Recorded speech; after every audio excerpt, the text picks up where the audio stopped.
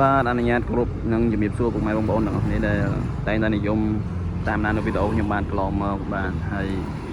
ឥឡូវនេះខ្ញុំបានចំកាត់បានថ្មីបងប្អូនបាទVisto ឆ្នាំ99ជាប្រភេទឡានស្អាតបងប្អូនបាទធានាសាច់ដៃអត់បុកអត់ប៉ះទេឡាននេះធានាជូនបាទសាច់ដៃស្អាតបាទនេះថ្មីបងប្អូនបាទក្នុងអីស្អាតណាឡាននេះបាទចំហើយសិនបបលេស្អាតបាទមកទឹកថ្នាំបងប្អូនបាទទឹកថ្នាំឡើងស្មើរិញមកឡើងចាំងបងប្អូនបាទព្រោះយើងតំប៉ូលីហើយថ្មីអញ្ចឹងបងប្អូនតំប៉ូលីហើយថ្មីស្រឡលេខខ្ពស់ស្រឡលេខពីអសបងប្អូនបាទអត់ទៅមានទេបើពីច្រើនស្រឡលេខពីច្រើនតែម្ដងហ្នឹងបងនេះប៉ុន្តែគាត់ថាឡាននេះវាបានវានៅស្អាតនៅសំណុំអញ្ចឹងបងប្អូនបាទហើយស្រឡលេខក៏ខ្ពស់ដែរបាទបងប្អូនមើលផ្នែកក្នុង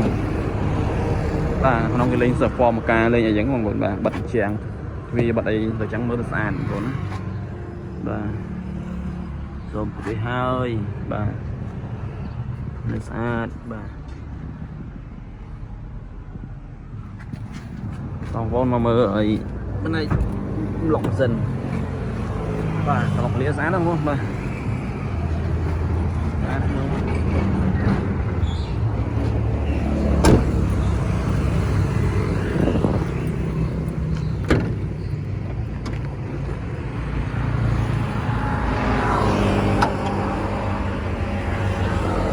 បងប្អូនមើលទៅ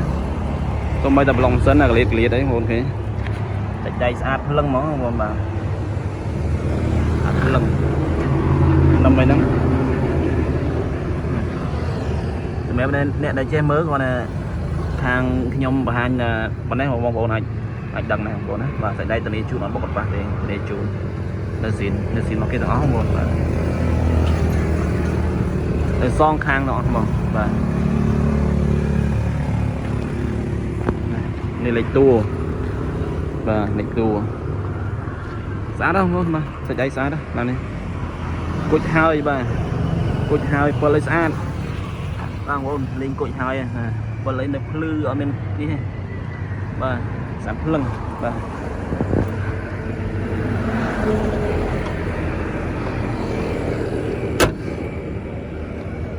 ឯកសារគ្រប់បងប្អូនបាទ